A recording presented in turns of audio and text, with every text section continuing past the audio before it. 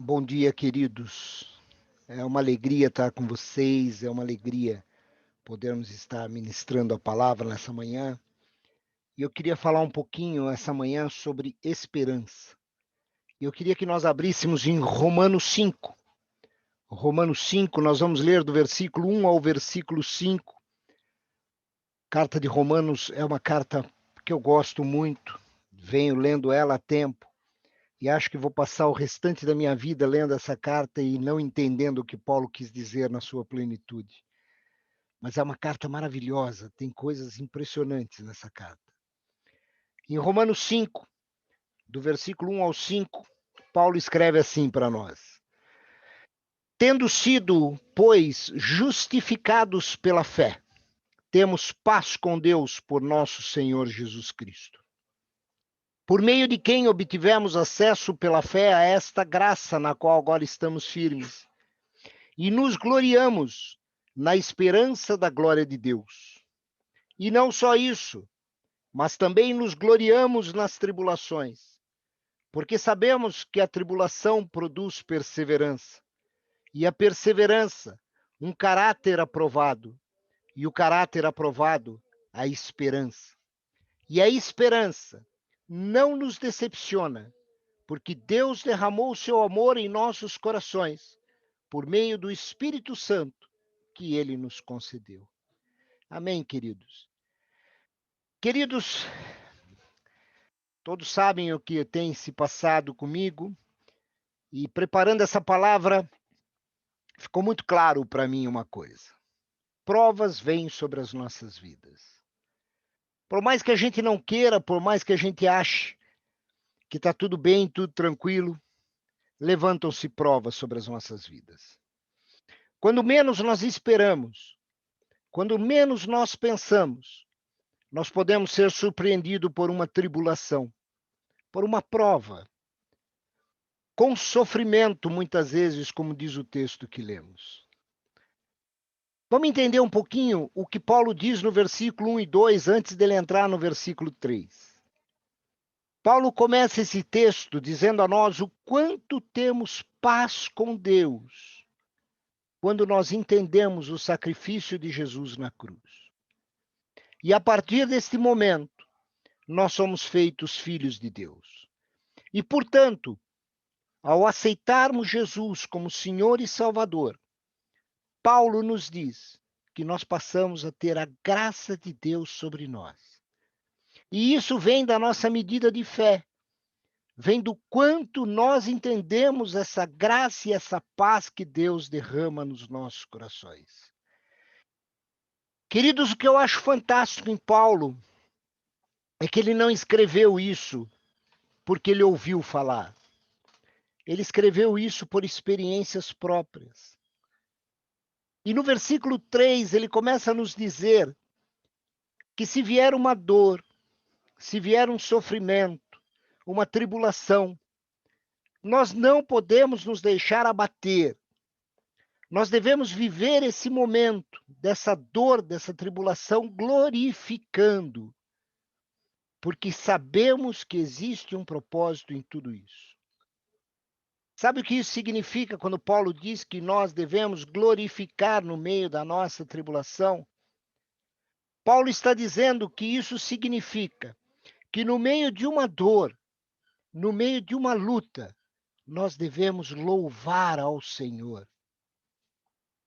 Nós devemos prestar homenagens a Ele, proclamar a sua glória, exaltar e celebrar a sua presença, aquilo que Ele nos deu.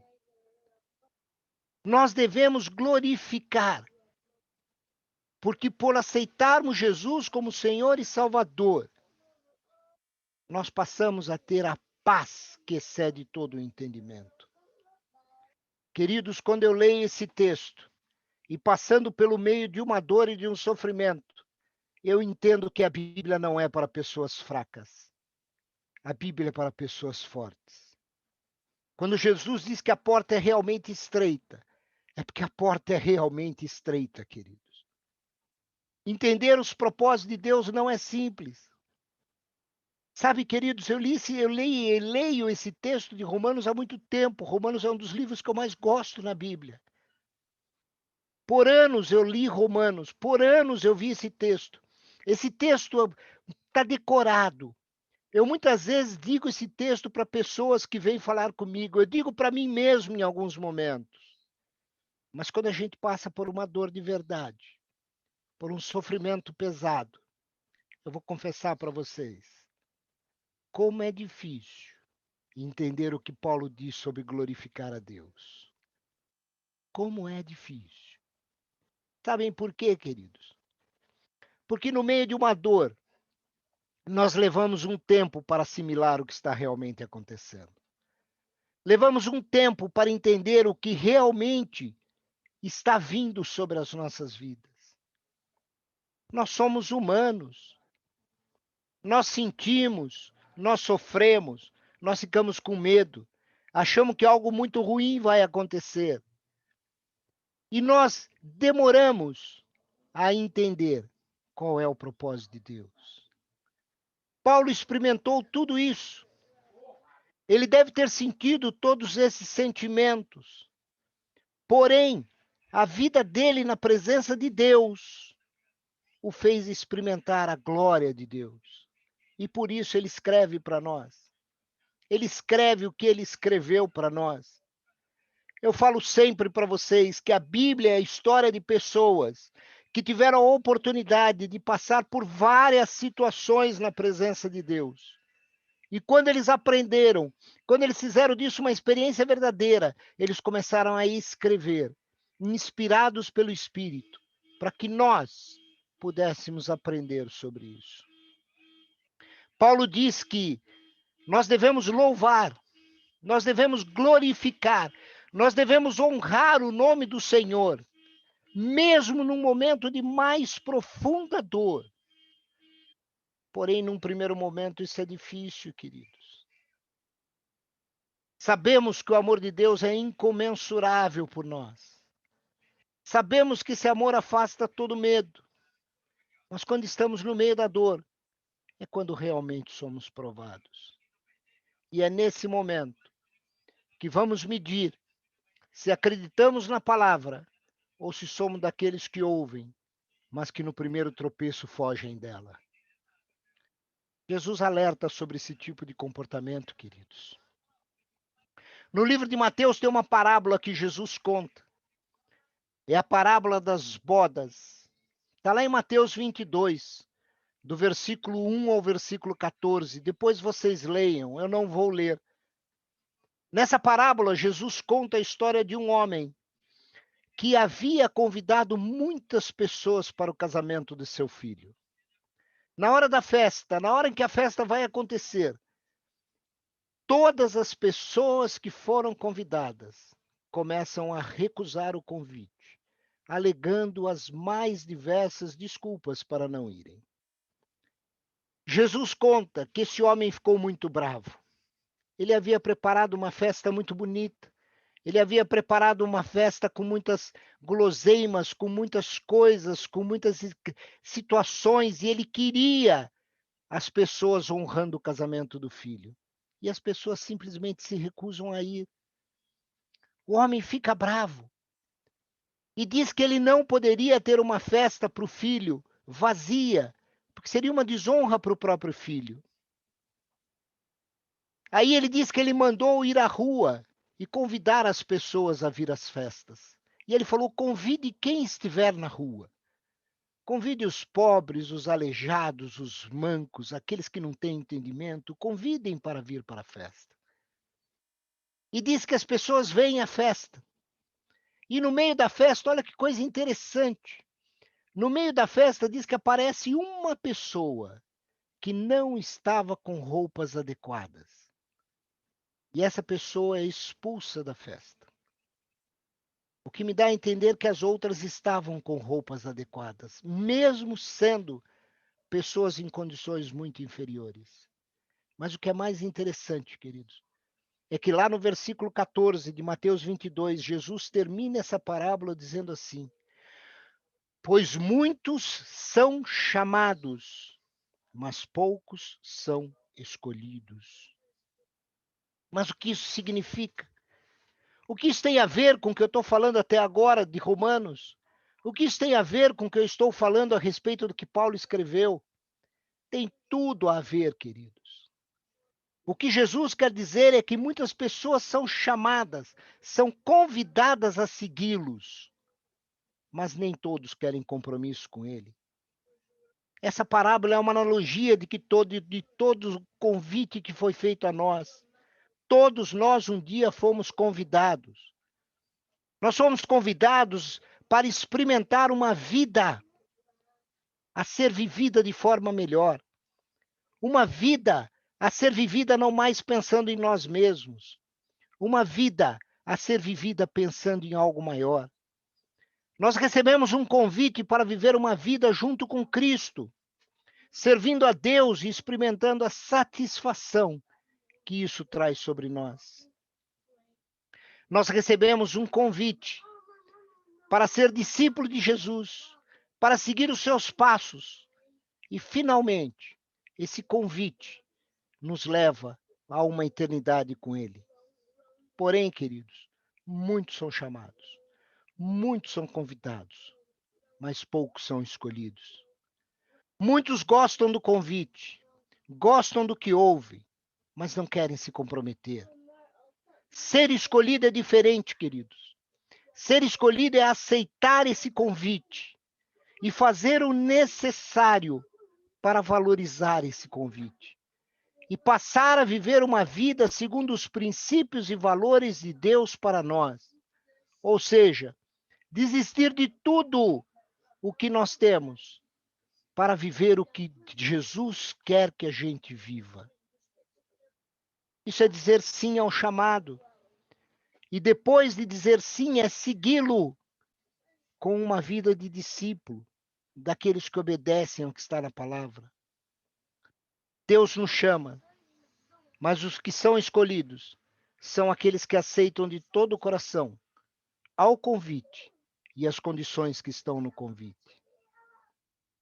Voltando ao que Paulo escreveu, aquilo que a gente começou a falar no início, nós devemos nos gloriar, glorificar a Deus no meio das nossas tribulações. Fácil ou difícil, queridos, doendo ou não, nós devemos glorificar o nome do Senhor, louvar ao nome do Senhor. É nessa hora, no meio dessa tribulação, no meio dessa dor, é que o louvor deve estar em nossos lábios, em nossa mente, em nosso coração. E vocês sabem por quê? O próprio Paulo nos responde no texto. Ele nos ensina que quando começamos a louvar a Deus, quando nós começamos a glorificar o seu nome, mesmo no meio da mais difícil dor, da mais triste notícia, isso vai produzir em nós perseverança.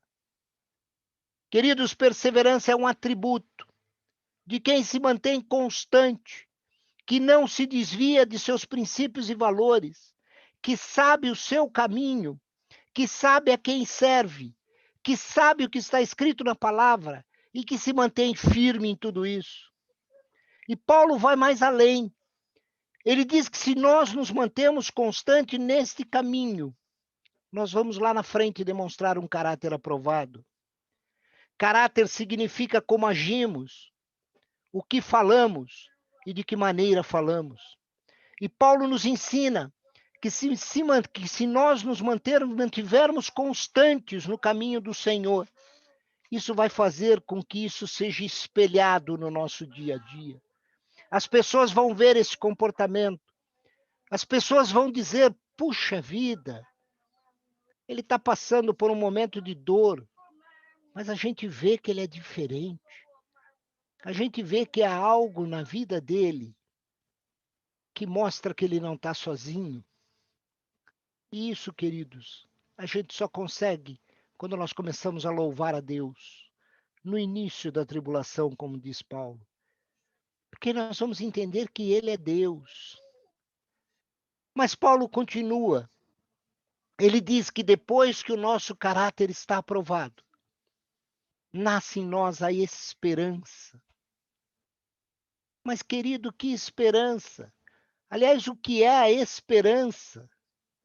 Esperança, queridos, é aquilo que nós acreditamos ser possível, é aquilo em que nós temos total confiança em quem prometeu.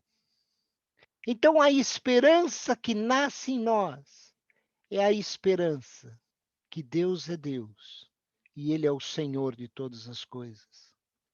Ou seja, queridos, mesmo na mais profunda dor, se deixarmos Deus agir, Ele vai agir. A resposta para o que estamos passando, para a dor que estamos sentindo, virá da face do Senhor, virá dos lábios do Senhor, virá do amor do Senhor. Mas por que então muitas vezes nós demoramos a ir nessa direção? Porque nós somos humanos. No momento em que nós recebemos a notícia, nós às vezes ficamos ao longe. E quantas vezes dizemos que não estamos entendendo o porquê de tudo isso? E eu creio que Deus nos ama a tal ponto, queridos, que Ele entende esse momento. E Ele sabe quem foi verdadeiramente que aceitou o convite. E Ele só fica esperando que essa maturidade nasça no nosso coração. Eu creio que, ao passarmos por isso, é um momento para nós vermos até que ponto a nossa fé fica abalada ou não. Queridos, nós podemos passar por momentos de dor. O que nós não podemos deixar é que a nossa fé seja abalada por isso. É nesse momento que nós iremos ver se tudo que falamos, tudo que nós lemos, tudo que nós dizemos aos outros, verdadeiramente faz parte de nós. É nesse momento que nós vamos ver se nós somos convidados ou se nós aceitamos os chamados. Se nós somos escolhidos do Senhor. Por mais difícil que a situação seja, queridos, por mais profunda que seja a dor, só Deus sabe o nosso amanhã, pois Ele é o único que cuida de nós. Paulo ainda diz mais. Ele diz que a esperança nunca, nunca irá nos decepcionar. Ou seja, Deus jamais irá nos abandonar, nos decepcionar, porque o amor dele por nós será manifesto. Mesmo chorando e gemendo, mesmo muitas vezes dizendo a ele o porquê de tudo, mesmo assim, ele vai nos pegar no colo e mostrar o quanto estamos seguros em seus braços. Jesus disse que seria conosco até o final dos tempos e ele estará conosco até o final dos tempos.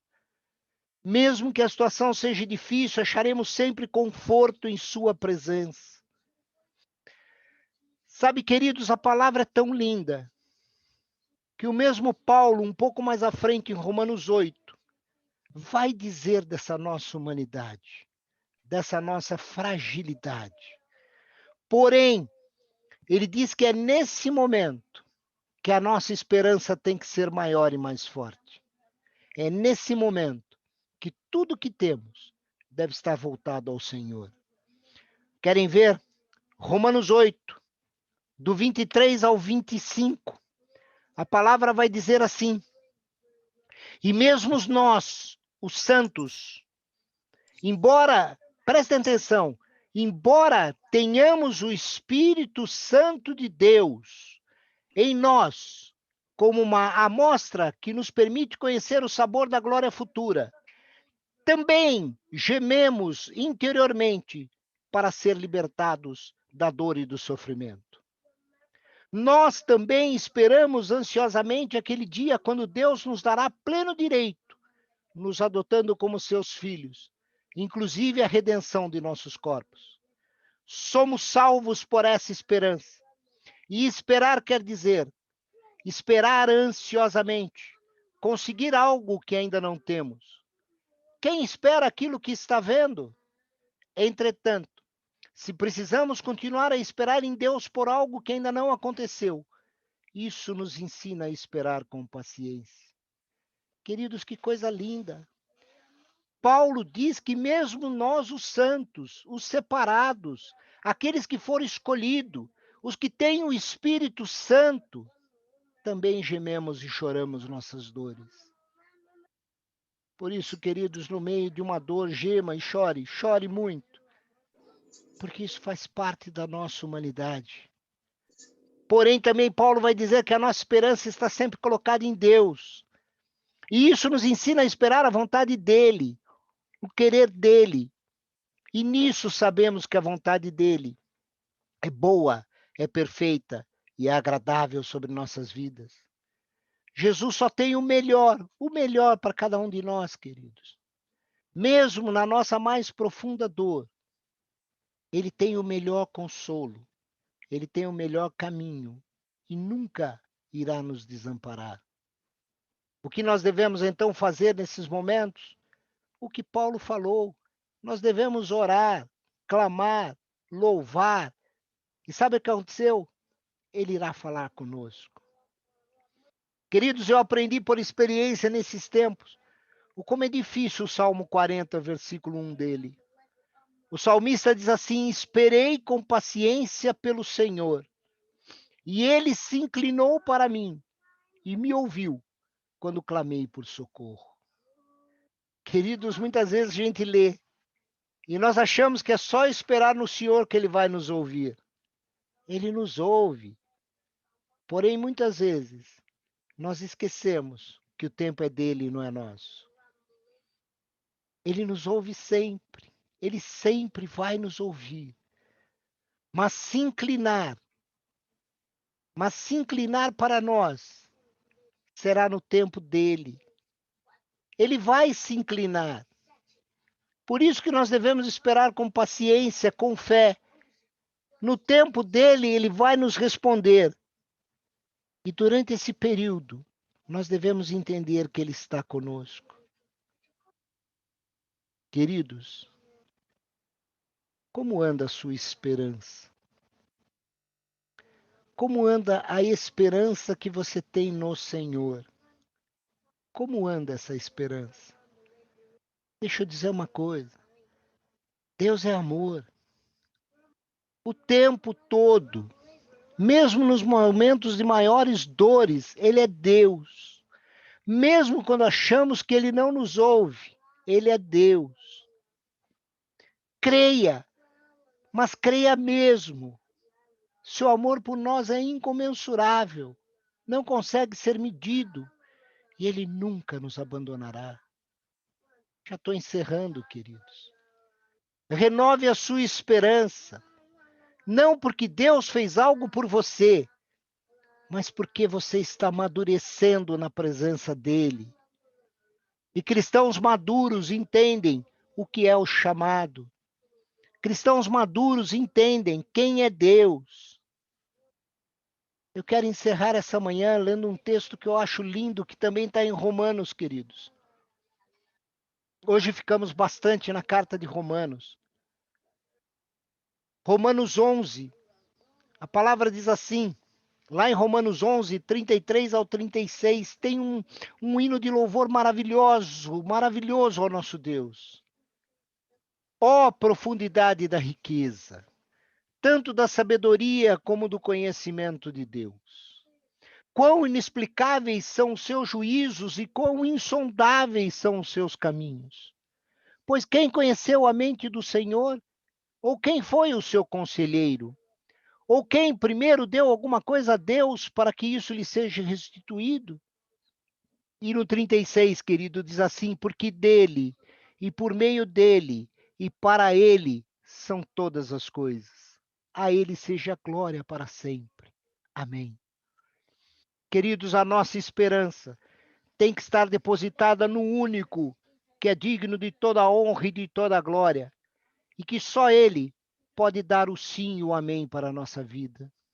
Não perca a sua esperança por momentos de dores. Não perca a sua esperança por tribulações.